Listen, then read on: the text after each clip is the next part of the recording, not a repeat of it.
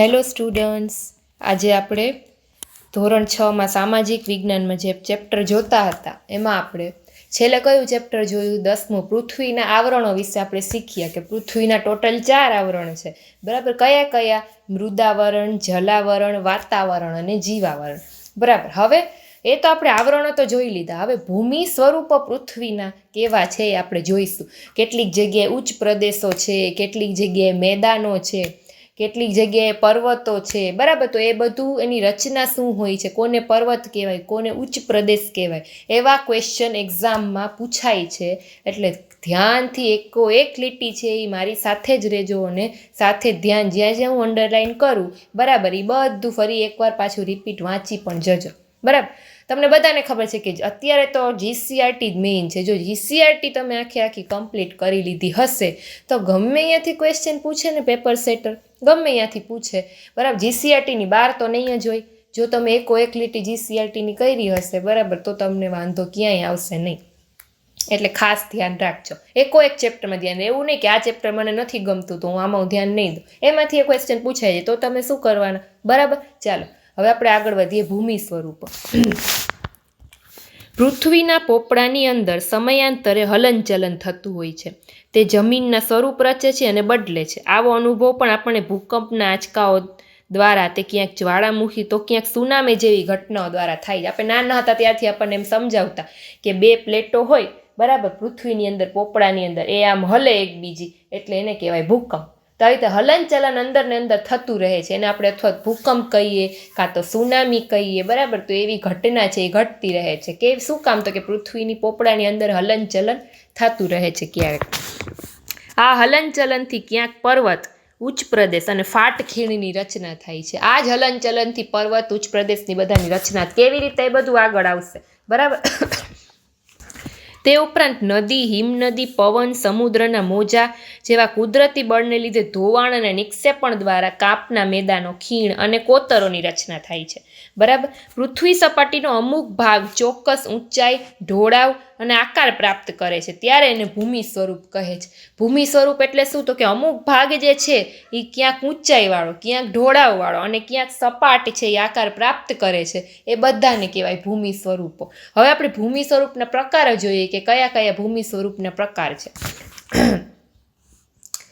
પ્રદેશની ઊંચાઈ પ્રમાણે જમીનને પર્વત, ઉચ્ચ પ્રદેશ, મેદાન વગેરે નામથી ઓળખવામાં આવે છે. બરાબર, જો આ પર્વત કોને કહેવાય? જો આ ઊંચો આવી રીતે આકાર રચે આને પર્વત કહેવાય.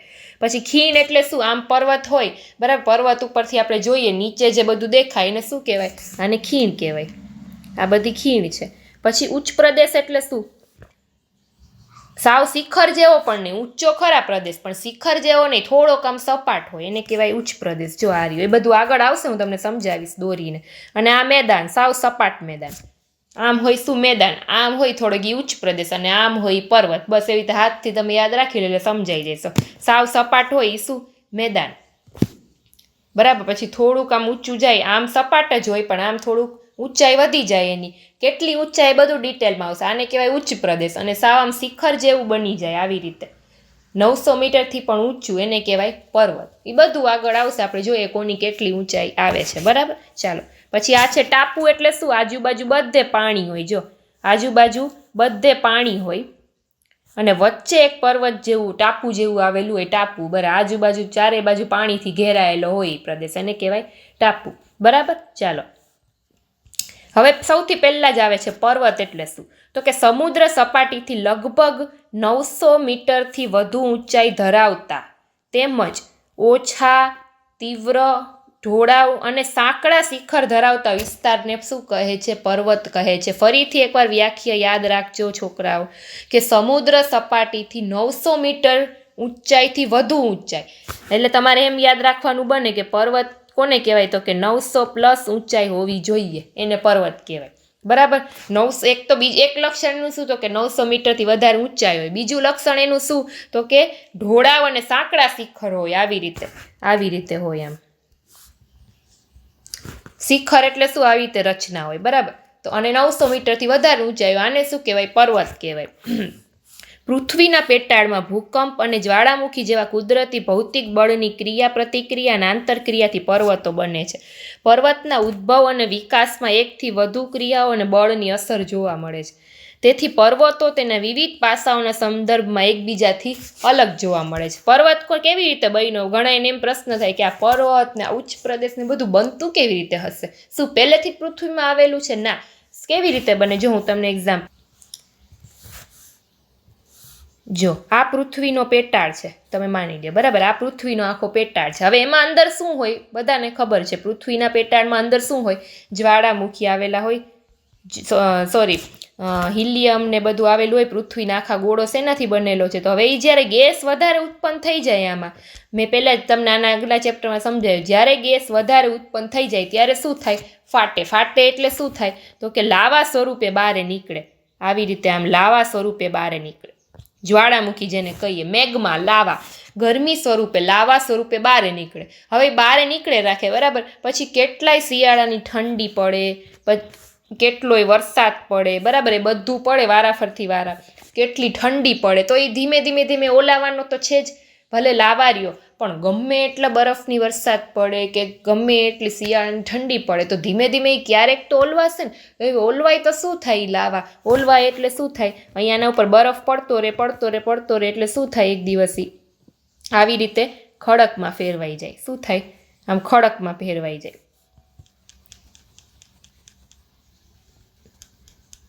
લાવા ઉપર આમ વરસાદ, ઠંડી બધું પડે રાખે એટલે શું થાય? કે આ જામી જાય. એકદમ લાવાનું સ્વરૂપ હોય આખું આમ જામી જાય, ખડક જેવું થઈ જાય. અને ત્યારે ત્યાં કંઈક શું બની જાય? કાં શિખર બની જાય આવી રીતે, કાં પર્વત બની જાય. બસ આવી જ રીતે છે એ પર્વતની રચના થાય છે કે લાવા છે એ ખડક સ્વરૂપે જામી જાય. સમજાણું? હવે ખ્યાલ આવ્યો કે કેવી રીતે પર્વતની રચના થાય છે? સમજાણું? ચાલો આગળ વધીએ. હવે પર્વતનું વર્ગીકરણ. પર્વત છે એ કેટલા ભાગમાં આપણે વહેંચી શકીએ? તો કે નિર્માણ ક્રિયાના આધારે પર્વતના 4 વિભાગમાં વહેંચવામાં આવે છે. ગેડ પર્વત, ખંડ પર્વત, જ્વાળામુખી અને અવશિષ્ટ પર્વત. જો નામ યાદ રાખજો, ગેડ પર્વત, ખંડ પર્વત, જ્વાળામુખી પર્વત અને અવશિષ્ટ પર્વત. પર્વતને કુલ 4 વિભાગમાં વહેંચવામાં આવે છે. આ ક્વેશ્ચન એક્ઝામની અંદર પૂછાય છે. આમાંથી કયો છે એ પર્વતનો પ્રકાર છે? તો 4 આપ્યા હોય, એક ખોટો આપ્યો હોય, તો આ 4ના નામ તમને આવડતા હોવા જોઈએ. સૌથી પહેલો આવે છે ગેડ પર્વત. મોટે ભાગે સમુદ્ર તળિયાના પ્રદેશો કે જળાશયને તળિયે એકત્ર થયેલા નિક્ષેપમાં બંને બાજુએથી દબાણ આવતા કરચલીઓ કે ગેડ પડે છે. તેના ઉર્ધ્વ વળાંકને આપણે શિખર તરીકે અને અર્ધ વળાંકને આપણે ખીણ કે તળેટી સ્વરૂપે જોઈ શકાય છે. જો હવે આ વાતને સમજો. ગેડ પર્વત કોને કહેવાય? આકૃતિમાં દેખાયું છે. જો ગેડ એટલે શું? આપણે કપડાની ઘડી હોય, કપડાં સુકાઈ ગયા, આપણે મમ્મીને જોતા હશે તો કપડાની ઘડી વાળતા હોય, તો એ ઘડી વાળી એને શું કહેવાય? ગેડ. શું કહેવાય? ગેડ. તો અહીંયા બસ એ સાદી ભાષામાં તમને હું સમજાવું. ગેડ એટલે શું? તો કે 2 પ્લેટો હોય, 2 પ્લેટો છે એ ઘસાઈ છે. કેટલા વર્ષ પહેલા? આશરે 8 લાખ વર્ષ પહેલા. યાદ રાખજો, અહીંયા 8 લાખ વર્ષ પહેલા 2 પ્લેટો હતી, ગોંડવાના પ્લેટ અને યુરેશિયા પ્લેટ. આ 2 પ્લેટો હતી. કઈ કઈ? ગોંડવાના પ્લેટ અને યુરેશિયા પ્લેટ. ગોંડવાના પ્લેટ છે એ પથ્થરની બનેલી હતી અને યુરેશિયા પ્લેટ છે એ પ્યોર માટીની બનેલી હતી. હવે આ 2 પ્લેટ છે એનું દબાણ થતું ગયું. શું? ઘર્ષણ થતું ગયું ધીમે ધીમે. હવે આ 2 પ્લેટને નજીક આવતા કેટલા વર્ષ નીકળી ગયા? કરોડો વર્ષો નીકળી ગયા. કોઈકને એમ થાય 2 પ્લેટ નજીક હમણાં આવી જશે, પણ આ 2 પ્લેટને નજીક આવતી ગઈ. કઈ કઈ? ગોંડવાના પ્લેટ જે પથ્થરથી બનેલી છે, યુરેશિયા પ્લેટ જે માટીની બનેલી છે. એ પ્લેટ છે એ નજીક આવતી ગઈ અને કરોડો વર્ષો લાગી ગયા. અને આખરે જ્યારે નજીક આવી ત્યારે એકદમ દબાણ ઊભું થયું. દબાણના કારણે શું થયું? આવી રીતે ગેડ પડી ગઈ. શું પડી ગયું? ગેડ, ઘડ પડી ગઈ. જો આવી રીતે આમ દબાય એટલે શું થાય? માટીનો જે ભાગ હોય એ નીચે આવેલો જાય, અને પથ્થર હોય માટીથી શું હોય? ઓબ્વિયસલી પથ્થરની જે પ્લેટ છે એ માટીથી વધારે મજબૂત હોય, તો માટીનો ભાગ આખો આમ નીચે દબાઈ જાય, પથ્થરની પ્લેટ છે આમ ઉપર આવી જાય. એટલે આ શું પડી ગઈ? એમાં ગેડ પડી ગઈ. શું પડી ગઈ? ગેડ. તો આને જ શું કહેવાય? ગેડ પર્વત. બરાબર સમજાણું હોય? ગેડ પર્વત એટલે શું? 2 પ્લેટના દબાણથી જ્યારે વચ્ચે આવી રીતે ગેડ પડી જાય ત્યારે એને કહેવાય ગેડ. ઘડ પડી જાય એને કહેવાય ગેડ પર્વત. કઈ કઈ પ્લેટ? જો એ કદાચ પૂછે તો યાદ રાખજો, ગોંડવાના પ્લેટ અને યુરેશિયા પ્લેટ. બરાબર. અને 2 પ્લેટની વચ્ચે કયો મહાસાગર આવેલો છે? જો એમ પૂછાય કયો મહાસાગર આવેલો છે તો યાદ રાખજો ટેથીસ મહાસાગર. તેથીસ મહાસાગર વચ્ચે હતો અને બે પ્લેટના નામ પૂછે તો ગોંડવાના પ્લેટ અને યુરેશિયા પ્લેટ. ઓકે, ચાલો હવે સમજાઈ ગયું. હવે એમાં શું હોય, જો આ ગેડ પર્વતનું ઉદાહરણ છે, આમ વચ્ચે આવી રીતે ગેડ પડી જાય છે, તો આ ઉપરનું જે હોય એને શિખરો કઈ કહેવાય, પર્વતો કહેવાય આ ભાગને, અને જે નીચેનો ભાગ અર્ધ વળાંક છે, ઊભો વળાંક છે, એને શું કહેવાય, શિખરો. એ જ સમજાયું છે. અને અડધો વળાંક જે હોય, ઊંધો વળાંક, એને શું કહેવાય, ખીણ. નીચેની બાજુ એને ખીણ કહેવાય ને આ ભાગને શું કહેવાય, શિખર અથવા તો પર્વત. બરાબર, આને શું કહેવાય, ગેડ પર્વત. શું કહેવાય આને, ગેડ પર્વત. યાદ રાખજો. ઓકે, ચાલો. એશિયામાં હિમાલય, યુરોપમાં આલ્પ્સ. જો આ બધા નામ યાદ રાખજો. એશિયામાં હિમાલય, યુરોપમાં આલ્પ્સ, ઉત્તર અમેરિકામાં રોકીઝ અને દક્ષિણ અમેરિકામાં એન્ડીઝ છે. એ દુનિયાના મુખ્ય ગેડ પર્વત છે. ફરીથી એકવાર સમજાવું છું. એશિયામાં હિમાલય, યુરોપમાં આલ્પ્સ, ઉત્તર અમેરિકામાં રોકીઝ અને દક્ષિણ અમેરિકામાં એન્ડીઝ છે. એ દુનિયાના મુખ્ય ગેડ પર્વત છે. દુનિયાના મુખ્ય ગેડ પર્વત જો પૂછાય તો કયા, તો ફરીથી યાદ રાખજો. એશિયામાં હિમાલય, યુરોપમાં આલ્પ્સ, ઉત્તર અમેરિકામાં રોકીઝ અને દક્ષિણ અમેરિકામાં એન્ડીઝ છે. એ મુખ્ય ગેડ પર્વતો છે. સમજાણું? ચાલો હવે આગળ વધીએ. હવે ખંડ પર્વત વિશે વાત કરીએ. હવે જો એમ પૂછાય કે જો એક ક્વેશ્ચન આમાં હું તમને કહી દઉં કે વિશ્વની સૌથી લાંબી પર્વતમાળા કઈ, તો શું આવશે એમાં, આલ્પ્સ. આલ્પ્સ છે એ વિશ્વની સૌથી લાંબી પર્વતમાળા છે. વિશ્વની સૌથી લાંબી પર્વતમાળા પૂછાય તો શું આવશે એમાં ભાઈ, આલ્પ્સ. એટલે યાદ રાખજો. બરાબર, ચાલો હવે વાત કરીએ આપણે ખંડ પર્વતની. ભાઈ ખંડ પર્વત એટલે શું, તો કે ભૂગર્ભિક બળને લીધે બે ભૂમિ સ્તરો ઉપર ખેંચાણ બળ લાગે છે ત્યારે તેમાં તિરાડ કે ફાટ પડે છે. આથી આજુબાજુનો ભાગ છે એ બેસી જાય છે અને વચ્ચેનો ભાગ છે એ સ્થિર રહી જાય છે. તો એને શું કહેવાય, ખંડ પર્વત. નીચે બેસી જતા ફાટ ખીણ રચાય છે. બરાબર, ખંડ પર્વત એટલે શું, આવી રીતે કોઈક સીધો પ્રદેશ હોય એમાં ફાટ પડે. શું પડે, ફાટ પડે વચ્ચે. એટલે શું થાય, આવી રીતે થઈ જાય, આમ થઈ જાય. જો આમ આપ્યું છે, નીચે ફાટ પડે એટલે આ ભાગ છે આપણો આમ નીચે જતો રહે ને આ ભાગ છે ઉપર. આવી રીતે થઈ જાય, ફાટ પડે એટલે આમ નીચે જતો રહે. તો આ ખંડ રચાણો, ઉપરના બે ભાગ હોય આવી રીતે ઊંચા હોય, નીચે ફાટ પડી જાય. આને શું કહેવાય, ખંડ પર્વત. જો આકૃતિમાં દોર્યું છે, જો નીચે આમ ફાટ પડી ગઈ એટલે આ ભાગ છે એ આખો નીચે ઘસાઈ ગયો, નીચે વયો ગયો. બસ આને જ કહેવાય ખંડ પર્વત. હવે જર્મનીનો હોસ્ટ પર્વત છે એનું શ્રેષ્ઠ ઉદાહરણ છે, એટલે એને હોસ્ટ પર્વત પણ કહેવાય. ખંડ પર્વતને હોસ્ટ પર્વત શું કામ કહેવાય, તો કે જર્મનીનો જે હોસ્ટ પર્વત છે એનું શ્રેષ્ઠ ઉદાહરણ છે, એટલે એને હોસ્ટ પર્વત પણ કહેવાય. હવે ખંડ પર્વત ક્યાં ક્યાં યાદ રાખવાનો, તો કે ભારતમાં આવેલા નીલગિરી, સાતપુડા, વિંધ્યાચલ પર્વત, એ બધા ખંડ પર્વતના ઉદાહરણ છે. કયા કયા, નીલગિરી, સાતપુડા, વિંધ્યાચલ અને નીલગિરી, સાતપુડા અને વિંધ્યાચલ છે એ ખંડ પર્વતના ઉદાહરણો છે. બરાબર, ચાલો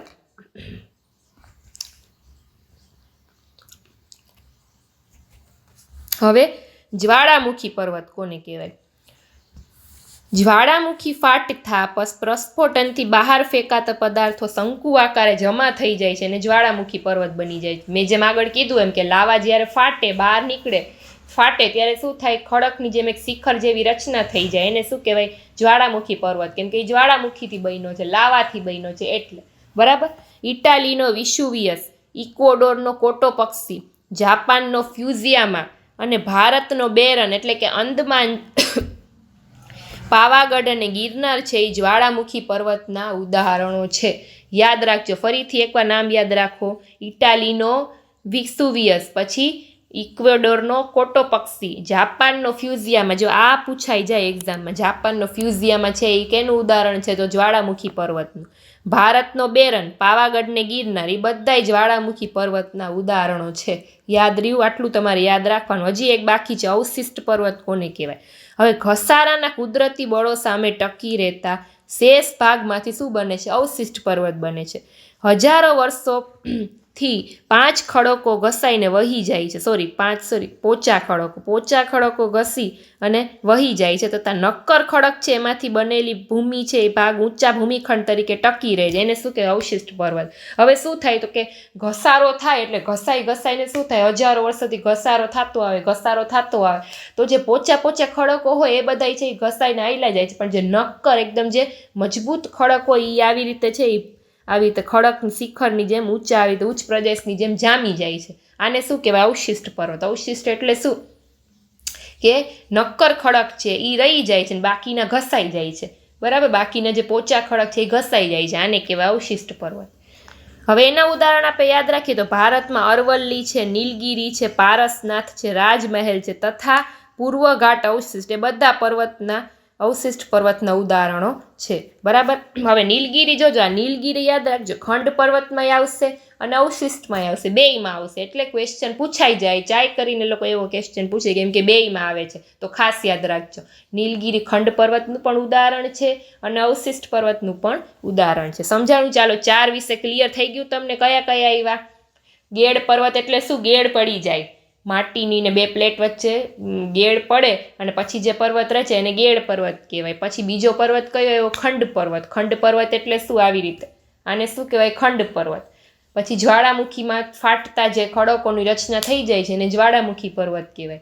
અને છેલ્લું આવ્યું અવશિષ્ટ પર્વત. ઘસાઈને પોચા ખડકો છે એ ઘસાઈ જાયને હાયલા જાય, જે નક્કર ખડકો છે અહીંયા જામી જાય એને કહેવાય અવશિષ્ટ પર્વત, બરાબર? બધાના ઉદાહરણો પણ યાદ રાખજો કેમ કે પૂછાય છે એક્ઝામમાં ઉદાહરણ. મને જેવું આવડશે એવું દોરીશ ભાઈ, મારું ડ્રોઈંગ બરાબર પરફેક્ટ નથી, આ નકશો તો હું તમને સમજાય એટલા માટે દોરું છું. પછી કોઈ કોમેન્ટ ન કરતા કે મેડમ આવો નકશો ન હોય, મને જેવો આવડશે એવો દોરીશ. મને ખબર છે કે ચતુષ્કોણ આકારનો હોય એટલે એટલો તમારે સમજવા માટે કાફી છે અત્યારે, બરાબર? હવે જો આની અંદર આપણે જોઈએ તો કે આ છે આટલો ભાગ, એ શું છે? અરવલ્લી, અવશિષ્ટ પર્વતનું. અરવલ્લી કેનું ઉદાહરણ જોયું આપણે? બરાબર, અરવલ્લી અહીંયા આવશે. આ બધા જે આપણે ઉદાહરણ જોઈએ ને પર્વતના, એ ક્યાં આવે છે હું તમને સમજાવી દઉં. પછી આ આપણે જોઈએ તો શું છે? આ ઉપરનું જે છે એ સાતપુડા કહેવાય અને આ નીચેની જે છે આ છે વિંધ્યાચળ છે પર્વત, અને અહીંયા જે આવેલું છે એ શું છે તો કે સાતપુડા. આ જે ઉદાહરણ જોઈએ ને ભારતમાં ક્યાં ક્યાં આવેલા છે હું તમને સમજાવું. અહીંયા જે છે જે ખંડ પર્વતનું અવશિષ્ટ બેયનું ઉદાહરણ છે એટલે કે નીલગિરી. અહીંયા આવેલું છે નીલગિરી પર્વત, બરાબર? આ અવશિષ્ટ છે અને ખંડ પણ છે, યાદ રહી ગયું? પછી હિમાલય એ ગેડ પર્વત છે. પછી સાતપુડા વિંધ્યાચલ એ શું છે? ખંડ છે. આ બે શેના ઉદાહરણ છે તો કે ખંડ પર્વતના. આ છે એ શેનું છે તો કે અવશિષ્ટનું. એટલે આ બધા ઉદાહરણ સહિત યાદ રાખજો, પ્રકાર સહિત, બરાબર? ચાલો, પર્વતોનું મહત્વ આપણે વર્ગીકરણ તો જોયું, હવે પર્વતોનું મહત્વ સમજીએ તો કે પર્વત છે એ દેશ કે પ્રદેશની સીમા, સરહદ અને કુદરતી દિવાલ સમાન છે.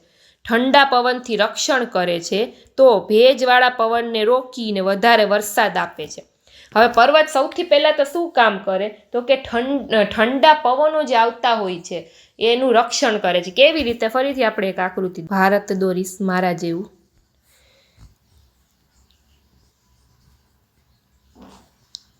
જો આ આપણું ભારત છે, અહીંયા આગળ છે એ આપણો હિમાલય પર્વત છે. શું છે? હિમાલય છે. અહીંયા શું છે? હિમાલય. હવે આ હિમાલય છે, અહીંયા લખી નાખું હું હિમાલય, બરાબર?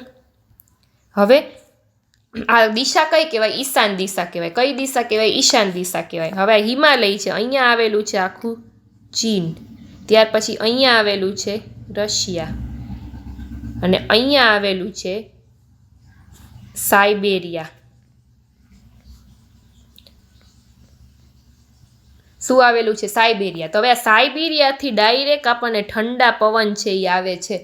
સાયબેરિયાથી જે ઠંડા પવન આવે છે એ બધા ભારતમાં આવે છે, અને ભારતમાં એટલી ઠંડી પડી શકે, બરાબર, કે બધું આખું ભારત બરફ થઈ જાય એટલી ઠંડી પડી શકે જો સાયબેરિયાના ઠંડા પવન છે એ આપણા ભારતને અસર કરે તો. પણ વચ્ચે ત્યાં હિમાલય આવી જાય છે. શું આવી જાય છે?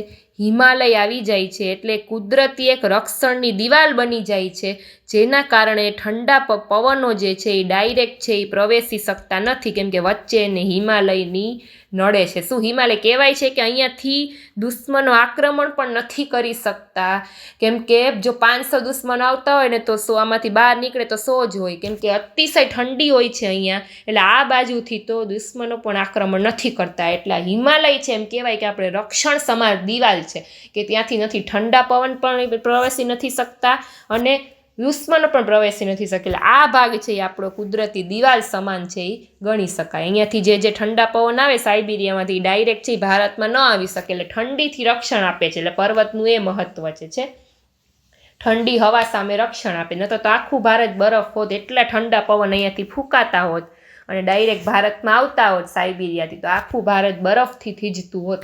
પણ એવું નથી થતું, કેમ કે હિમાલય આડો આવી જાય છે. બરાબર, ચાલો સમજાણું આકૃતિ મેં શું સમજાયું.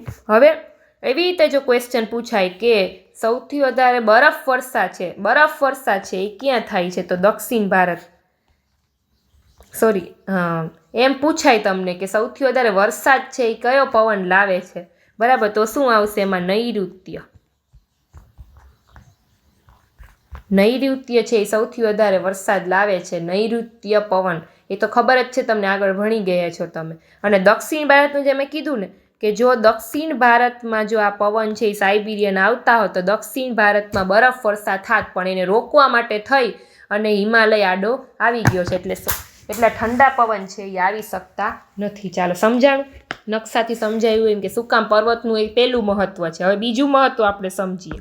તેમાંથી નીકળતી નદીઓ દ્વારા ફળદ્રુપ મેદાનનું નિર્માણ થાય છે. હવે એમાંથી જે નદીઓ નીકળે છે એનાથી શું થાય? ફળદ્રુપ મેદાનનું નિર્માણ થાય છે. વધુ વરસાદવાળા ઊંચા હિમાચ્છાદિત પ્રદેશમાંથી 12 માસ વહેતી નદીઓ જળ ભંડારનું કામ કરે છે. શું કરે છે? જળ ભંડારનું કામ કરે છે. જળ વિદ્યુત ઉત્પન્ન કરવા માટે પણ તે જરૂરી છે. જળ વિદ્યુત ઉત્પન્ન કરવું હોય તો એના માટે પણ પર્વતો જરૂરી છે. ઉપરાંત પર્વતો જંગલ સંપત્તિ, ખનિજ સંપત્તિ અને પ્રાણી સંપત્તિનો ભંડાર છે. તે પ્રવાસન ઉદ્યોગ, ચલચિત્ર ઉદ્યોગ તથા પર્વતરોહક માટે પણ આશીર્વાદરૂપ છે. વિશ્વનો કુલ વસ્તીના 10મા ભાગની વસ્તી માટે રહેઠાણનું સ્થાન છે. યાદ રાખજો, પર્વત ઉપર વસે છે ને કેટલી વસ્તી વસે છે? તો કે વિશ્વની જે કુલ વસ્તી છે ને 10મા ભાગની વસ્તી પર્વત ઉપર વસે છે, એટલે એનું રહેઠાણ છે એ લોકોનું. તો તેનું શ્રેષ્ઠ ઉદાહરણ આપણે જોઈએ તો મેક્સિકો અને બગોટા, જ્યાં વસ્તી છે એ રહે છે પર્વત ઉપર. આ બે નામ છે, ઉદાહરણ યાદ રાખજો. બરાબર, ચાલો જો આમાં આપેલું છે વિકસિત શહેર દેશ મેક્સિકો, ઊંચાઈ 2300 મીટર. ક્વિટો દેશ કયો? ઇક્વેડોર, ઊંચાઈ 2386 મીટર. પછી બગોટા દેશ કયો? કોલંબિયા, ઊંચાઈ 2625 મીટર. પછી લેહ દેશ કયો? ભારત, ઊંચાઈ 3500 મીટર. લાસા દેશ કયો? Tibet, 3520 metre. પછી લાપાઝ બોલિવિયા 3640. આ બધાય પર્વતના ઉદાહરણ છે. પર્વતની ઊંચાઈ કેટલી હોય? 900+. યાદ રાખજો, એને જ પર્વત કહી શકાય. બરાબર, એ ઊંચાઈ યાદ રાખજો. હવે પર્વત વિશે સમજાઈ ગયું ટોટલી બધું. હવે આવે છે ભાઈ ઉચ્ચ પ્રદેશ. શું આવે છે હવે? તો કે ઉચ્ચ પ્રદેશ એટલે શું? સમુદ્ર સપાટીથી આશરે 180 મીટરથી વધુ ઊંચાઈ ધરાવતા, જોજો ખાસ યાદ રાખજો. પર્વતમાં આપણે શું જોયું? 900 મીટરથી વધારે. હવે ઉચ્ચ પ્રદેશ એટલે શું? આને કહેવાય ઉચ્ચ પ્રદેશ. તમને સાદી ભાષામાં હું સમજાવું. આને શું કહેવાય? ઉચ્ચ પ્રદેશ. આની ઊંચાઈ છે કેટલી હોવી જોઈએ? તો કે 180થી વધારે ન હોવી જોઈએ.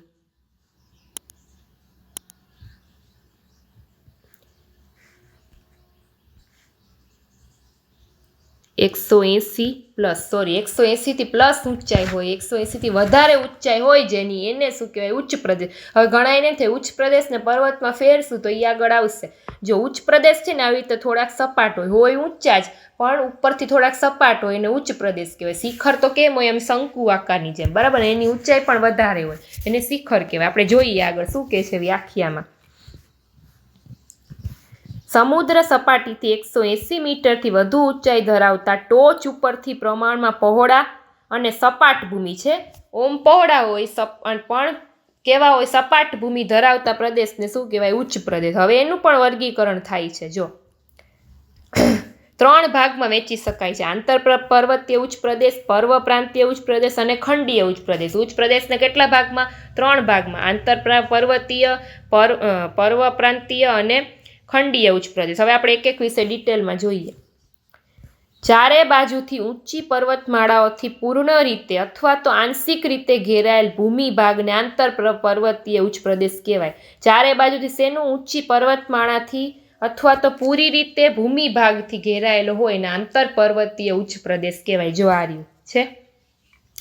એના ઉદાહરણ કયા? તો કે તિબેટનો ઉચ્ચ પ્રદેશ અને મોંગોલિયાનો ઉચ્ચ પ્રદેશ. આ બે એના ઉદાહરણ છે કે એના આંતર પર્વતીય. આ બધા ઉદાહરણ યાદ રાખજો ખાસ કરીને. ત્યાર પછી પર્વત પ્રાંતીય ઉચ્ચ પ્રદેશ એટલે શું? પર્વતની તળેટીમાં એક તરફ સીધો ઢોળાવ હોય એને શું કહેવાય? પર્વત પ્રાંતીય ઉચ્ચ પ્રદેશ કહેવાય. કેવી રીતે? એક તરફ શું હોય? સીધો ઢોળાવ હોય. જો આમ આવી રીતે ઉચ્ચ પ્રદેશ ગયો અને એક બાજુ સીધો ઢોળાવ હોય. આને શું કહેવાય? ઉચ્ચ પ્રદેશ. આ પર્વત છે, અહીંયા પર્વતની રચના છે, આ પર્વત છે, પણ અહીંયા જે સીધો ભાગ ગયો આને શું કહેવાય? ઉચ્ચ પ્રદેશ. એટલે એક બાજુ સીધો ઢોળાવ હોય પર્વતનો તો એને ઉચ્ચ પ્રદેશ. મેદાન ન કહેવાય, એને ઉચ્ચ પ્રદેશ જ કહેવાય. મેદાન તો સાવ આમ સપાટ હોય. બરાબર. હવે એના ઉદાહરણ કયા? પેન્ટાગોનિયા જે દક્ષિણ અમેરિકામાં છે, પીડમેન્ટ જે યુએસમાં છે, અને ભારતમાં માળવાનો ઉચ્ચ પ્રદેશ. આ શ્રેષ્ઠ ઉદાહરણ છે. ભારતમાં કયો ઉચ્ચ પ્રદેશ છે? એ પર્વત પ્રાંતીય ઉચ્ચ પ્રદેશનું શ્રેષ્ઠ ઉદાહરણ છે. તો કયો આવશે? માળવાનો ઉચ્ચ પ્રદેશ. ખાસ યાદ રાખજો.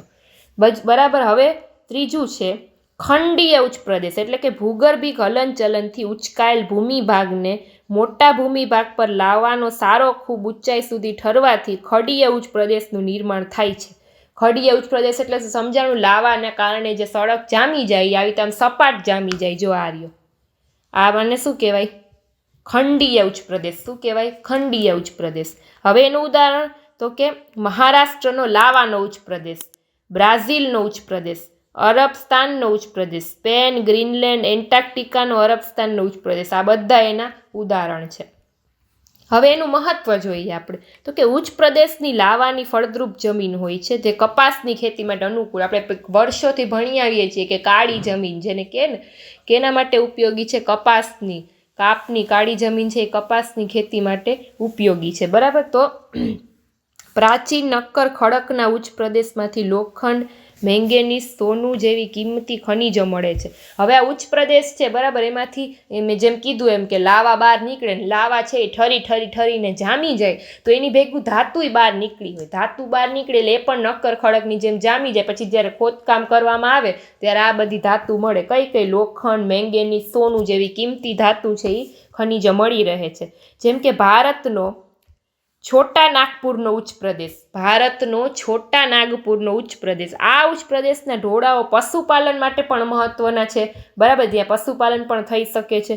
પ્રવાસન અને ફિલ્મ શૂટિંગ માટે પણ ઉચ્ચ પ્રદેશનો ઉપયોગ. તમે જોતા હો છો ને, ફિલ્મ તો બધા જોતા જ હશો, તો એમાં શૂટિંગ થતું હોય છે. આવા ઉચ્ચ પ્રદેશમાં ઘણીવાર થતું હોય છે શૂટિંગ. તો એના માટે પણ ઉપયોગ, પ્રવાસ માટે પણ ઉપયોગી છે. આપણે ત્યાં ફરવા પણ જઈએ છીએ.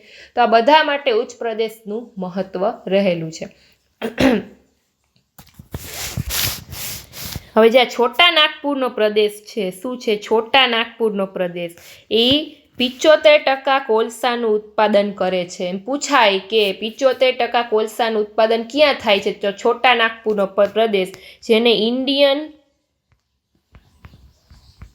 રૂહર કહે છે. શું કહે છે? ઇન્ડિયન રૂહર બીજા નામ એનાથી ઓળખવામાં આવે છે. એટલે 75% કોલસાનું ઉત્પાદન ત્યાં થાય છે. યાદ રાખજો. આમાં નથી આપ્યું પણ આવી રીતે વધારાનું પૂછાય છે તો એ યાદ રાખજો.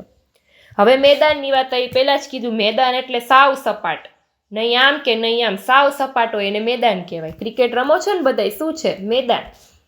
સમુદ્ર સપાટીથી 180 મીટરથી ઓછી ઊંચાઈ, જોજો યાદ રાખજો, 180થી ઓછું આવેલા સમતલ કે સપાટ ભૂમિ ભાગને મેદાન તરીકે ઓળખવામાં આવે છે. દુનિયાના મોટા ભાગના મેદાન છે એ નદી દ્વારા ઠલાવેલા માટીમાંથી નિર્માણ પામ્યા છે. મેદાન કેમ નિર્માણ પામ્યા?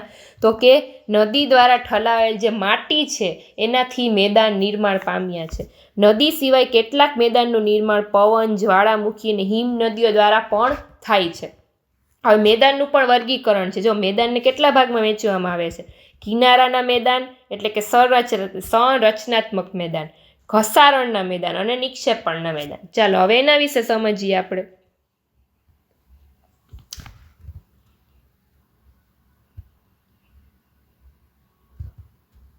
સૌથી પહેલા આવશે કિનારાના મેદાન. આ મેદાનનું નિર્માણ મુખ્યત્વે સમુદ્ર કિનારા એટલે કે પૃથ્વીની ભૂગર્ભિક હિલચાલના કારણે સમુદ્ર કિનારા નજીકનો ખંડીય છાજલીનો ભૂમિભાગ જ્યારે ઊંચકાય ત્યારે બનતા મેદાનને શું કહેવાય છે? કિનારા મેદાન. હવે ખંડીય છાજલી એટલે શું? ધારો કે અહીંયા છે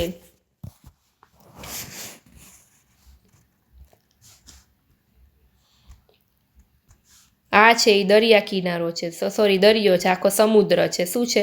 સમુદ્ર છે. અને આ ભાગ છે એ આખો એનો કિનારો છે.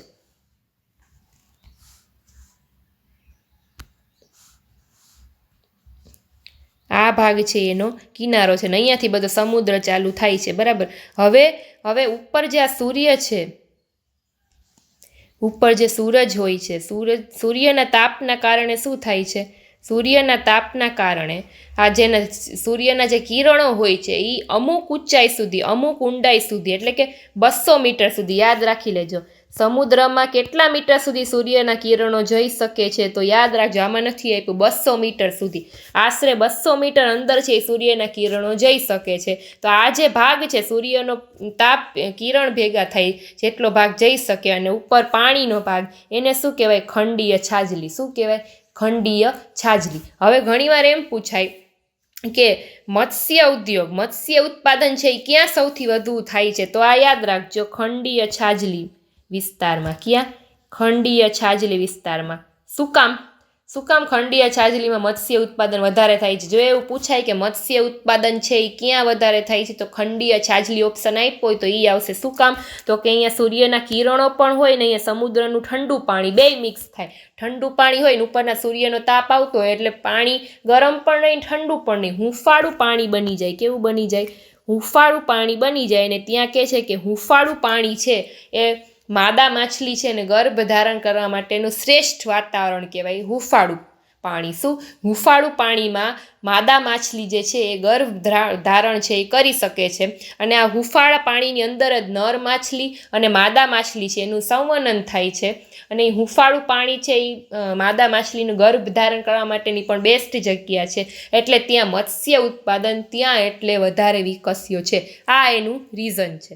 બરાબર. પછી વનસ્પતિ ઉત્પાદન પૂછે, વનસ્પતિ વધારે તો એ પણ ત્યાં આવશે કેમ કે સૂર્યપ્રકાશ પણ મળી રહે અને પાણી પણ મળી રહે. એટલે ખંડીય છાજલીમાં એ યાદ રાખજો, બે વસ્તુ. બરાબર. સમજાઈ ગયું ખંડીય છાજલી કોને કહેવાય? હવે એ યાદ રાખજો કે 200 મીટર સુધી સૂર્યના કિરણો સમુદ્રમાં અંદર જઈ શકે, પછી સાવ કાળું ડિબાંગ અંધારું લાગે અંદર. એનાથી ઊંડે જો તમે ઉતરી ગયા તો કાંઈ દેખાય જ નહીં. ઓકે, ચાલો. મેક્સિકોના અખાતના કિનારે ફેલાયેલ સંયુક્ત રાજ્ય અમેરિકાના દક્ષિણ પૂર્વ આવેલું મેદાન છે એનું ઉદાહરણ છે. જર્મનીના તળિયા ઘસાવાના કારણે પણ આવા મેદાનનું નિર્માણ થાય છે. ઓસ્ટ્રેલિયાનું મધ્યનું મેદાન, બધા ઉદાહરણ યાદ રાખજો. ત્યાર પછી આવે છે ઘસારણના મેદાન. ઘસારણના મેદાન એટલે શું? પૃથ્વીની સપાટી ઉપર સતત ઘસારણની પ્રક્રિયા ચાલતી રહે છે જેનાથી લાંબે ગાળે પર્વત તથા ઉચ્ચ પ્રદેશો, નદી, પવન અને હિમનદી જેવા પરિબળો દ્વારા ઘસાઈને શું બની જાય છે? મેદાન બની જાય છે. આવા મેદાન સંપૂર્ણપણે સપાટ નથી બનતા. નક્કર ખડકની ટેકરીઓ વચ્ચે વચ્ચે જોવા મળે છે. સાવ સપાટ નથી હોતા, વચ્ચે વચ્ચે છે એ શું? ખડકોની ટેકરીઓ પણ હોય, વળી પાછો સપાટ ભાગ આવે, વળી પાછું ટેકરીઓ આવે. તો આવા મેદાનને શું કહે છે? ઘસારાના મેદાન. ઉત્તર કેનેડા અને પશ્ચિમ સાઇબિરિયાના મેદાન છે એ ઘસારણના નિર્માણથી પામ્યા છે. ઘસારણ દ્વારા બનેલ મેદાનને પેની પ્લેન પણ કહે છે. જો આ નામ યાદ રાખજો. ઘસારણ દ્વારા બનેલા મેદાનને શું કહેવાય બીજી ભાષામાં? Penny plane. બરાબર. સમજાઈ ગયું? ઘસારણ એટલે શું? તો કે સાવ સપાટ નથી બનતા. ઘસારાના કારણે અમુક છે ઊંચી ઊંચી ટેકરીઓ રહી જાય છે અને અમુક ભાગ સપાટ રહે છે. આને કહેવાય ઘસારાના મેદાન. ત્યાર પછી નિક્ષેપણના મેદાન. નદી, હિમનદી, પવન વગેરે પરિબળ દ્વારા પથરાયેલ કાંપના નિક્ષેપણથી સરોવર કે સમુદ્ર જેવા કોતરો ભરાવાથી આવા મેદાનનું નિર્માણ થાય છે. તેથી તેને નદીકૃત કે કાંપના મેદાન પણ કહે છે. ભારતમાં ગંગા યમુનાના મેદાન, જો યાદ રાખજો, ઉત્તર ચીનમાં હવાંગોનું મેદાન, ઇટાલીમાં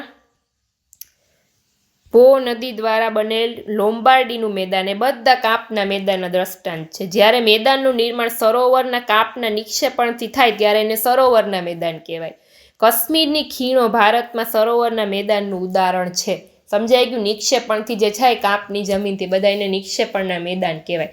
સમજાઈ ગયું? મેદાનના પ્રકાર, પર્વતના પ્રકાર, ઉચ્ચ પ્રદેશના પ્રકાર, 3 પ્રકારમાંથી કોઈ પણ એક પ્રકારનો MCQ હોય જ છે એક્ઝામમાં. 3 પ્રકાર પછી બધાના એક ઉદાહરણ બધું કરી જવાનું છે. ગમે ત્યાંથી એક ઉદાહરણ કાઢીને એમ પૂછાય કે અરવલ્લી છે એ કયા પર્વતનું ઉદાહરણ છે, તો અવશિષ્ટ પર્વત તમને આવડતું હોવું જોઈએ. બરાબર? ચાલો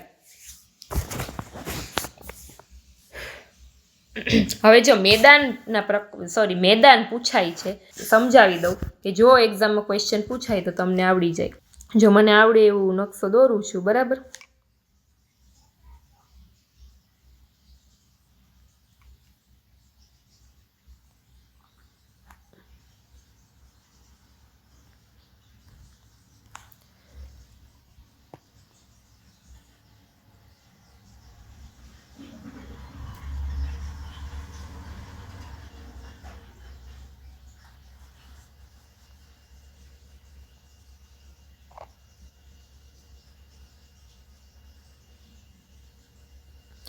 આ આપણે દોરીએ. હવે આમાં જો તમને કહું કે કયા કયા મેદાન આવેલા છે. પહેલાં તો આપણે ભાગ પાડી લઈએ. અહીંયા શું છે?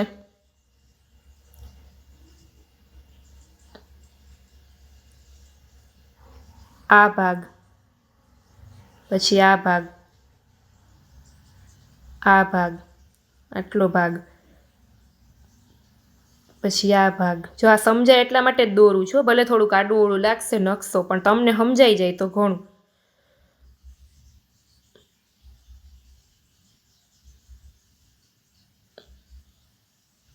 આ ભાગ અને આ ભાગ. હવે યાદ રાખો, જો આ શું છે? ગુજરાત. બરાબર? અહીંયા શું આવેલું છે? મહારાષ્ટ્ર. અહીંયા શું છે ભાઈ? નાનું અમથું કર્ણાટક. અહીંયા શું છે? કેરળ. પછી અહીંયા તમિલનાડુ. પછી અહીંયા આવશે આંધ્રપ્રદેશ. પછી અહીંયા ઓડિશા, અને અહીંયા આવશે પશ્ચિમ બંગાળ. આમ યાદ રાખજો. બરાબર? આમાં તમને ન ખબર પડે તો નકશો બાજુમાં લઈને બેસવાનો, છૂટ છે. બરાબર? હવે કયા કયા મેદાનો ક્યાં આવેલા છે હું તમને કહું. જો આટલો ભાગ છે જે ગુજરાતનો, કચ્છથી લઈ, અહીંયા કચ્છ છે, કચ્છથી લઈ અને સેટ અહીંયા સુરત સુધીનો ભાગ છે એ મેદાન, ગુજરાતનો આખો ભાગ છે એ મેદાનને કહેવાય કચ્છનું કાઠિયાવાડનું મેદાન. શું કહેવાય? કચ્છનું કાઠિયાવાડનું મેદાન. યાદ રાખજો નામ. બરાબર? કચ્છ કાઠિયાવાડનું મેદાન. તમને અહીંયા લખી દઉં. બરાબર? આપણે જગ્યા જોશે એટલે લખવા માટે. આ મેદાનનો જે ભાગ છે એને કહેવાય કચ્છનું કાઠિયાવાડનું મેદાન પ્રદેશ. બરાબર? પછી હવે આપણે એનાથી આગળ જઈએ, મહારાષ્ટ્રમાં આવીએ તો અહીંયાથી આટલો ભાગનો જે મેદાન પ્રદેશ છે મહારાષ્ટ્રમાં, આને કહેવાય કોંકણ તટ. શું કહેવાશે આને? કોંકણ તટ. મહારાષ્ટ્રના મેદાનને શું કહેવાશે ભાઈ? તો કે કોંકણ તટ. પછી ત્યાંથી આગળ જઈએ તો આ કર્ણાટકનો જે ભાગ છે, ગોવાથી લઈને આપણે અહીંયા કર્ણાટકનો જે ભાગ પૂરો થાય છે, અહીંયા કર્ણાટકના ભાગમાં આને શું કહેવાશે? મૈસૂરનું મેદાન. શું આને કહેવાશે? મૈસૂરનું મેદાન. હવે એક્ઝામમાં એમ ક્વેશ્ચન પૂછે કે સૌથી સાંકડું મેદાન કયું છે, તો એમાં આવશે મૈસૂરનું મેદાન. યાદ રાખજો, મૈસૂરનું મેદાન સૌથી સાંકડું મેદાન કહેવાય. પછી હવે કેરળમાં જઈએ આપણે. કેરળમાં કેટલો ભાગ આવશે મેદાનનો? આટલો ભાગ છે, આને કહેવાય મલબાર તટ. શું કહેવાય? મલબાર તટ. બરાબર? મલબાર તટ ક્યાં? તો કે કેરળમાં. પછી કેરળથી આગળ જોઈએ, તમિલનાડુનો જે આટલો વિસ્તાર છે આ મેદાન પ્રદેશ છે, આને કહેવાય કોરોમંડલ તટ. શું કહેવાશે ભાઈ? કોરોમંડલ તો આ બધા મેદાનના છે, યાદ રાખજો કયા રાજ્યમાં કયું મેદાન છે એ પૂછાઈ જાય. પછી આંધ્રપ્રદેશને આટલા વિસ્તારની વાત કરીએ તો અહીંયા આવશે કાકીનાડાનું મેદાન. શું આવશે? કાકીનાડાનું મેદાન. ત્યાર પછી અહીંયા આવ્યું ઓડિશા. ઓડિશાની વાત કરીએ. ઓડિશાને શું કહેવાય? ઉત્કલ. ઓલામાં આવે છે ને જનગણ મનમાં, યાદ કરજો. ઉત્કલ બંગા, જૂનું નામ છે ઉત્કલ ઓડિશાનું, એટલે શું કહેવાય? ઉત્કલના મેદાન. અને પછી પશ્ચિમ બંગાળમાં જે આવેલું છે આને કહેવાય ઉત્તરી સરકાર. શું કહેવાશે આને? ઉત્તરી સરકાર. જો અહીંયા લખું છું. થોડાક ગોટા લાગશે એમ કે જગ્યા ઓછી છે આપણી પાસે, મેદાનો વધારે છે, બરાબર છે, પણ યાદ રાખી લેજો, ફરીથી એકવાર સમજાવી દો. ગુજરાતનો કચ્છથી લઈને ગુજરાત સુધીનું જે મેદાન ફેલાયેલું છે એને શું કહેવાય? કચ્છ કાઠિયાવાડનું મેદાન. ત્યાર પછી મહારાષ્ટ્રમાં આગળ વધીએ તો કોંકણ તટનું મેદાન. ત્યાર પછી કર્ણાટકમાં જોઈએ તો મૈસૂરનું મેદાન, એ છે સૌથી સાંકડું મેદાન કહેવાય છે. ત્યાર પછી કેરળમાં આવી જઈએ તો મલબાર તટ. પછી તમિલનાડુમાં જોઈએ આપણે તો કોરોમંડલ તટ. પછી આંધ્રપ્રદેશમાં જઈએ તો કાકીનાડાનું મેદાન. ઓડિશામાં જઈએ તો ઓડિશાને ઉત્કલ કહેવાય જૂના નામ, એટલે ઉત્કલ મેદાન. અને પશ્ચિમ બંગાળમાં આવશે ઉત્તરી સરકાર. આ બધા છે એ મેદાન યાદ રાખ, બધા મેદાની પ્રદેશ છે, આ યાદ રાખી લેવા. અને તમને જો એમ પૂછે કે પશ્ચિમ મેદાનો કયા, તો આ બાજુના બધા કયા આવશે ભાઈ? પશ્ચિમ મેદાનો, બરાબર. એટલે એ પણ યાદ રાખી લેવા. સૌથી સાંકડું મેદાન કયું? તો કે મૈસૂરનું મેદાન. હવે આમાં કોઈને પ્રશ્ન, આ મેદાનમાં કોઈને પ્રશ્ન, સ્ક્રીનશોટ લઈ લેજો તો હું ફટાફટ છે હું ઇરેઝ કરી નાખું, પછી બીજું સમજાવું. આટલા મેદાન છે એ કાં લખી લેજો, કાં રીતે નકશા સહિત દોરી લેજો, બરાબર. ચાલો હવે આપણે આગળ વધીએ. એમાં હવે એમ પૂછાય તમને ક્વેશ્ચન કે દરિયા કિનારો ધરાવતા રાજ્યો, જો એવો ક્વેશ્ચન પૂછાઈ જાય છે. દરિયા કિનારો ધરાવતા રાજ્યો કયા કયા આવશે? તો એમાં લખવાનું સૌથી પહેલાં તો ગુજરાત, ત્યાર પછી આવશે મહારાષ્ટ્ર, ત્યાર પછી આવશે કર્ણાટક, ત્યાર પછી આવશે કેરળ, કેરળ પછી આવશે તમિલનાડુ, તમિલનાડુ પછી આવશે આંધ્રપ્રદેશ, અને આંધ્રપ્રદેશ પછી આવશે ઓડિશા. આ બધા રાજ્યોમાં 1 2 3 4 5 6 7 અને પશ્ચિમ બંગાળ. ચાલો બધા આવી ગયા. ગુજરાત, મહારાષ્ટ્ર, કર્ણાટક, કેરળ, તમિલનાડુ, આંધ્ર, ઓડિશા અને પશ્ચિમ બંગાળ. આટલી જગ્યા 1 2 3 4 5 6 7 8 દરિયા કિનારો ધરાવતા રાજ્યો કહેવાય. આટલા રાજ્યો છે એ દરિયા કિનારો ધરાવે છે. યાદ રાખી લેજો, ક્વેશ્ચન પૂછાઈ જાય. ચાલો હવે આગળ વધીએ આપણે. તો એ મેદાન વિશે સમજાઈ ગયું, ક્લિયર? ક્યાંયથી પણ ક્વેશ્ચન પૂછાઈ શકે કે કયું મેદાન ક્યાં આવેલું છે. તો હવે મેં તમને જેમ નકશામાં સમજાવ્યું એકવાર પાછું રિપીટ જોઈ લેજો. હવે મેદાનનું મહત્વ જોઈએ આપણે. તો કે માનવ વસાહતો અને વ્યાપાર વાણિજ્યના સ્થાનો ફળદ્રુપ મેદાનમાં સ્થપાય છે, બરાબર. માનવ વસાહતો બધી જે મકાન ને બધું છે ક્યાં? પહેલાં સપાટ મેદાન જ હતા, પછી ધીમે ધીમે વસાહત થઈ, બધા બિલ્ડિંગ ને મકાનો પછી બન્યા, ઉદ્યોગો છે એ બધું ક્યાં બને? મેદાનમાં. તો મેદાનનું મહત્વ તો છે જ. સપાટ મેદાન સડક માર્ગ અને રેલ માર્ગ માટે ઉપયોગી છે. રસ્તો કેમાં બને? મેદાનમાં. સડક માર્ગ જેનાથી વાહન વ્યવહાર ચાલે, રેલ માર્ગ જેનાથી ટ્રેન ચાલે, બધું મેદાનને આભારી છે. પછી ગીચ વસ્તી ધરાવતા શહેરો ક્યાં આવેલા છે? મેદાનમાં. ફળદ્રુપ જમીન ખેત ઉત્પાદન માટે વધુ ઉપયોગી છે. ખેત પેદાશ ઉદ્યોગો માટે કાચો માલ પૂરો પાડે છે. ઉદ્યોગો માટે કાચો માલ કોણ પૂરો પાડે? ખેત પેદાશો. અને ખેતી કોને આભારી છે? ફળદ્રુપ જમીનને આધારે. અને ફળદ્રુપ જમીન ક્યાં મળે? મેદાનોમાં. ટૂંકમાં મેદાનનું મહત્વ છે એ ઉદ્યોગોથી માંડીને ખેતીથી માંડીને ઉદ્યોગો સુધી માનવ વસાહતો બધા માટે મેદાન ઉપયોગી છે, બરાબર. ચાલો હવે ત્યાર પછી વાત કરીએ ઉપસાગર એટલે શું. સામાન્ય રીતે મહાસાગરના જળભાગનો આંશિક ભાગ એટલે શું કહેવાય? ઉપસાગર, જે ફરતેની જમીનથી ખુલ્લા વિશાળ સરોવર જેવો આકાર ધારણ કરે છે. ઉપસાગરો છે એ વિશાળ અને નાના કદના હોઈ શકે. હવે ભારતમાં ઉપસાગરનું શ્રેષ્ઠ ઉદાહરણ તો કે બંગાળનો ઉપસાગર. ઉપસાગર એટલે શું? મહાસાગરનો આંશિક ભાગ, થોડોક ભાગ હોય એને ઉપસાગર કહેવાય, જે ફરતેની જમીનની ખુલ્લા વિશાળ સરોવર જેવો આકાર ધરાવે છે, બરાબર. પછી અખાત એટલે શું?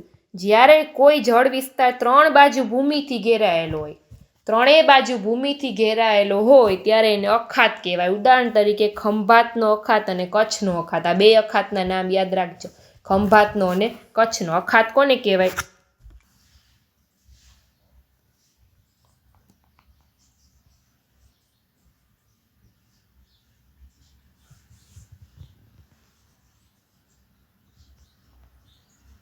આપણું આટલું ગુજરાત છે, બરાબર. હવે અખાત કોને કહેવાય? તો આ ત્રણેય ભાગ છે, તમે જુઓ, અહીંયા છે ભૂમિ છે, અહીંયા ભૂમિ છે, અહીંયા ભૂમિ છે. તો આ જે વચ્ચેનો ભાગ હોય ને, આ ભૂમિથી ઘેરાયેલો ભાગ છે, બરાબર. આજુબાજુ બધે ભૂમિ છે, આ ભૂમિથી ઘેરાયેલો ભાગ છે. તો આ બે ભાગ છે ને શું કહેવાય? અખાત કહેવાય. શું કહેવાય આને? અખાત. યાદ રહ્યું? એટલે આજુબાજુ બધે ભૂમિ હોય અને વચ્ચે આવી રીતે રચના હોય એને કહેવાય અખાત. ત્રણેય બાજુ ભૂમિથી ઘેરાયેલો હોય, બરાબર. આને કહેવાય અખાત. પછી ભૂશીર એટલે શું? જો આ એક્ઝામમાં ક્વેશ્ચન પૂછાઈ જાય, કેમ કે નવો શબ્દ લાગે. ભૂશીર એટલે શું? તો કે ભૂમિનો લંબાત્મક છેડો જે જળ ભાગમાં ફસાયેલો હોય. જો તમને કહું, જેને સમુદ્ર રેખા તરીકેની સંજ્ઞા પણ આપી શકાય. દાખલા તરીકે કન્યાકુમારી એટલે કે ભારત અને કેપ ઓફ ગુડ એટલે કે આફ્રિકા. ભૂશીર કોને કહેવાય? જો આ ભારતનો છેવાડાનો ભાગ જે છે,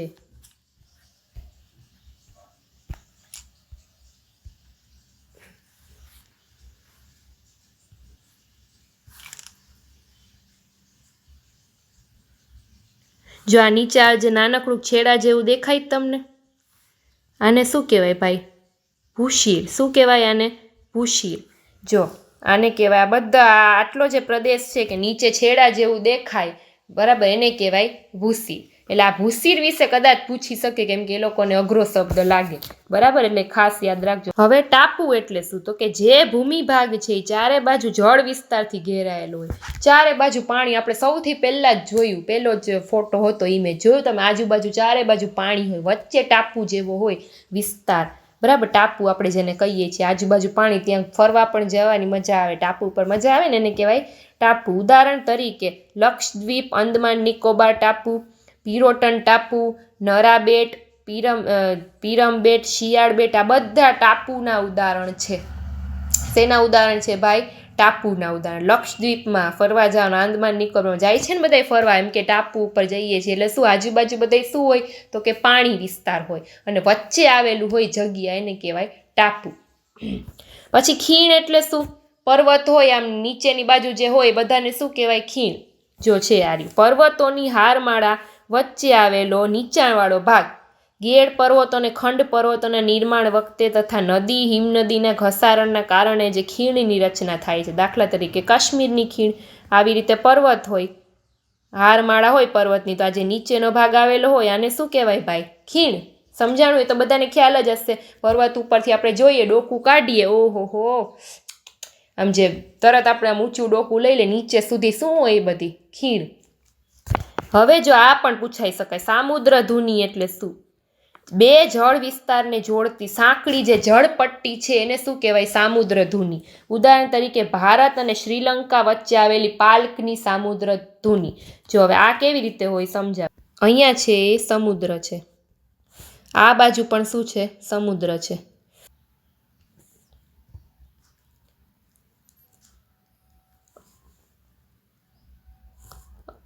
અહીંયા કોઈ એક દેશ છે, સોરી,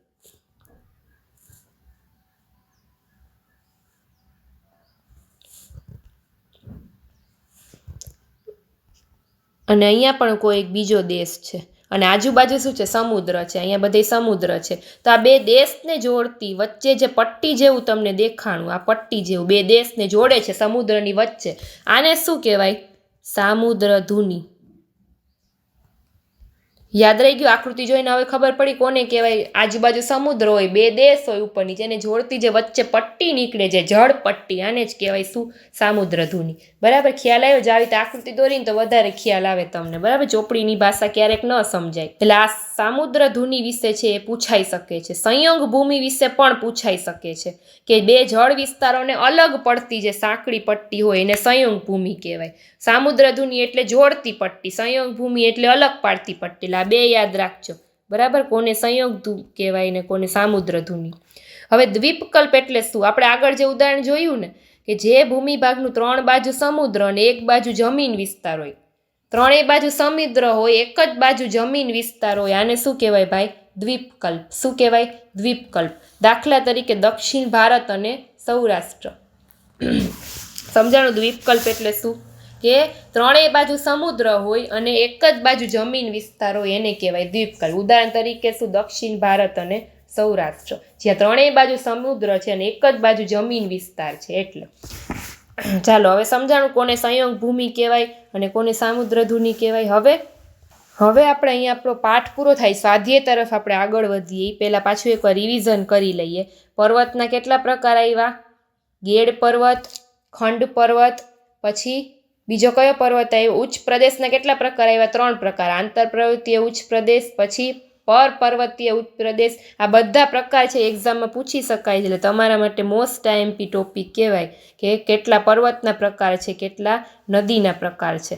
આ બધા એક તો ખાસ યાદ રાખજો. ભૂશીર એટલે શું? પછી આમાંથી બીજો એક પૂછાઈ શકે, સામુદ્રધુની એટલે શું? ત્યાર પછી સંયોગ ભૂમિ એટલે શું? એ પણ પૂછાઈ શકે. 1 માર્કમાં આ લોકો ગમે ત્યાંથી ક્વેશ્ચન કાઢી શકે જીસીઆરટીમાંથી. એટલે તમારા માટે ખાસ ઉપયોગી ચેપ્ટર કહી શકાય. બરાબર. પર્વતના બધા પ્રકારના ઉદાહરણ ખાસ કરીને યાદ રાખ. મેદાનનું વર્ગીકરણ. મેદાનમાં કયા કયા આવ્યા? કિનારાના મેદાન, ઘસારાના મેદાન, નિક્ષેપણના મેદાન. પછી ઉચ્ચ પ્રદેશમાં કયા કયા આવ્યા? આંતર પર્વતીય ઉચ્ચ પ્રદેશ, પર્વ પ્રાંતીય ઉચ્ચ પ્રદેશ અને ખંડીય ઉચ્ચ પ્રદેશ. પછી પર્વતના વર્ગીકરણમાં કયા કયા આવ્યા? તો કે ગેડ પર્વત, ખંડ પર્વત, જ્વાળામુખી પર્વત અને અવશિષ્ટ પર્વત. એ બધાયનું ઉદાહરણ પણ યાદ રાખજો. ગેડ પર્વતનું ઉદાહરણ કયું પૂછાય? તો આ રહ્યું જો. એશિયામાં હિમાલય, યુરોપમાં આલ્પ્સ, ઉત્તર અમેરિકામાં રોકીઝ, દક્ષિણ અમેરિકામાં એન્ડીઝ. એ ગેડ પર્વતના ઉદાહરણ છે. ખંડ પર્વતના ઉદાહરણ પૂછાય તમને તો કયા આવશે? નીલગિરી, સાતપુડા, વિંધ્યાચલ એ ખંડ પર્વતના ઉદાહરણ છે. બરાબર, યાદ રાખજો. નીલગિરી બેયમાં આવશે, ખંડ પર્વતમાં આવશે અને અવશિષ્ટમાં આવશે. જ્વાળામુખી પર્વતના ઉદાહરણ પૂછાય તો જાપાનનો ફ્યુઝિયામાં ખાસ યાદ રાખજો, પૂછાઈ જાય. અને પાવાગઢ ને ગિરનાર, ભારતનો બેરોન, ઇક્વેડરનો કોટોપક્ષી, ઇટાલીનું વિશુવિયસ. એ બધા જ્વાળામુખી પર્વતના ઉદાહરણ છે. અવશિષ્ટ પર્વતના પૂછાય તો અરવલ્લી, નીલગિરી, પારસનાથ બધાય અવશિષ્ટ પર્વતના ઉદાહરણ છે. પછી આવ્યા ઉચ્ચ પ્રદેશ. તો ઉચ્ચ પ્રદેશનું યાદ રાખજો, 180 મીટરથી વધારે ઊંચાઈ ધરાવતો હોય, 3 વિભાગમાં એને વહેંચી શકાય. પછી મેદાનો, સાવ સપાટ, 180થી ઓછી ઊંચાઈ ધરાવતા હોય, સાવ સપાટ હોય, એને કહેવાય મેદાનો. આપણે મેદાનો વિશે આખું જોયું. પશ્ચિમ ભારતના જે મેદાન છે મેં તમને કીધા. બરાબર, એ મેદાન ખાસ કરીને નકશાનો સ્ક્રીનશોટ પાડ્યો હોય તો એકવાર પાછું રિવાઇઝ કરી લેજો. હવે આપણે સ્વાધ્યાય જોઈએ. ભૂમિ સ્વરૂપો કોને કહેવાય? તો કે વિશિષ્ટ આકાર ધરાવતું હોય અને ઢોળાવવાળું ભૂપૃષ્ઠ જે જગ્યા હોય એને શું કહેવાય? ભૂમિ સ્વરૂપ. હવે પર્વત એટલે શું? એ આપણે જોઈએ. એના મુખ્ય પ્રકાર કયા? ગેડ પર્વત, ખંડ પર્વત, જ્વાળામુખી પર્વત અને અવશિષ્ટ પર્વત. એટલે આ 2 ક્વેશ્ચન ખબર પડી જાય. ઉચ્ચ પ્રદેશની મેદાનનો તફાવત તમે કહી શકો કે ના કહી શકો? ઉચ્ચ પ્રદેશ એટલે 180 મીટરથી વધારે ઊંચાઈ, મેદાન એટલે 180 મીટરથી નીચે અને સાવ સપાટ. ત્યાર પછી હવે ખાલી જગ્યા છે. ભારતનો સાતપુડા છે એ ખાલી જગ્યાનો પર્વત છે. તો શું આવશે ભાઈ? સાતપુડા છે એ કેનો પર્વત છે? શું આવશે? તો કે ખંડ પર્વત. ચારે બાજુથી પર્વતમાળાઓથી ઘેરાયેલ ભૂમિભાગને શું કહેવાય? ચારે બાજુ પર્વત હોય એવા ભૂમિભાગને શું કહેવાશે? તો શું આવશે? આંતર પર્વતીય ઉચ્ચ પ્રદેશ. ઉચ્ચ પ્રદેશનું વર્ગીકરણમાંથી પૂછ્યા છે. જો સરેરાશ સમુદ્ર સપાટીથી ઊંચાઈ ધરાવતા સપાટ ભૂમિભાગને મેદાન કહે છે. તો કે આશરે શું આવશે? 180 મીટર સુધીની. હવાંગોનું મેદાન છે એ કયા પ્રકારનું મેદાન છે? હવાંગોનું મેદાન છે એ કયા પ્રકારનું મેદાન છે? તો કે નિક્ષેપણનું. બરાબર, એટલે ખાસ યાદ રાખજો કયા પ્રકારનું કયું મેદાન છે. સમજાઈ ગયું? ચાલો હવે મને ઓળખી કાઢો. હું જમીનથી 3 બાજુથી ઘેરાયેલો છું. શું આવશે? ટાપુ. મારો છેડો જળ ભાગમાં અમુક વિસ્તાર સુધીમાં ફેલાયેલો છે. એનો છેડો છે એ જળ ભાગમાં અમુક વિસ્તાર સુધીમાં ફેલાયેલો છે. આ શું આવશે? બધા કમેન્ટ કરજો. હું ચારે બાજુથી જળ વિસ્તારથી ઘેરાયેલો છું. આ પણ કમેન્ટ કરજો. આમાં ટાપુ આવશે. સોરી, આપણે આગલી ખાલી જગ્યામાં શું જમીનથી 3 બાજુ ઘેરાયેલોમાં ટાપુ નહીં આવે. એ શું આવશે ભાઈ? અખાત આવશે. જોજો અહીંયા ભૂલ છે. અહીંયા શું આવશે ભાઈ? અખાત. 3 બાજુ નદી જમીનથી ઘેરાયેલો હોય. મેં જેમ ગુજરાતનો નકશો દોરીને બતાવ્યો ને, 3 બાજુ જમીન હોય તો વચ્ચે જે આવેલું હોય ને અખાત, ખંભાતનો અખાત ને કચ્છનો અખાત. આ તમારે કહેવાનું છે. જળ વિસ્તારથી ઘેરાયેલો હોય ચારે બાજુ એને કહેવાય ટાપુ. શું કહેવાય એને? ટાપુ. હું 2 જળ વિસ્તારોને જોડું છું તો એને શું કહેવાય ભાઈ? 2 જળ વિસ્તારોને જોડે એને શું કહેવાય? સંયોગ ભૂમિ. પછી મારી 3 બાજુ સમુદ્ર છે ને 1 બાજુ જમીન છે. આ પણ તમે કમેન્ટમાં કહેજો. 2 ખાલી જગ્યા તમારે કમેન્ટ કરીને કહેવાની છે, ખબર પડે કે તમે આગલો લેક્ચર કેટલું ધ્યાનથી ભણ્યા છો. બરાબર? ચાલો, ટૂંક નોંધ છે આપણે ખંડ પર્વત વિશે, ઉચ્ચ પ્રદેશનું મહત્વ શું છે, નિક્ષેપણનું મેદાન એટલે શું, મેદાનનું મહત્વ, બરાબર, જ્યાં માનવ વસાહતો થઈ શકે છે, પછી ઉદ્યોગો બધા મેદાનને આભારી છે, ખેતી મેદાનને આભારી છે, બધું મહત્વ તમારે ટૂંક નોંધમાં લખવાનું છે. તો અહીંયા આપણો પાઠ નંબર 11 છે એ કમ્પ્લીટ થાય છે, ભૂમિ સ્વરૂપો. બરાબર, બધું છે એક વાર પાછું રિવાઇઝ કરી લેજો. ત્યાર પછી હવે નેક્સ્ટ છે એ પાઠ 12મો છે એ મારા નેક્સ્ટ લેક્ચરમાં, નેક્સ્ટ વિડીયોમાં લઈને આવીશ. ત્યાં સુધી આ એકવાર ફરીથી રિવાઇઝ કરી જાજો અને મારી સાથે જોડાયેલા રહેવા માટે ચેનલને સબસ્ક્રાઈબ જરૂરથી કરજો. ચાલો, થેન્ક યુ.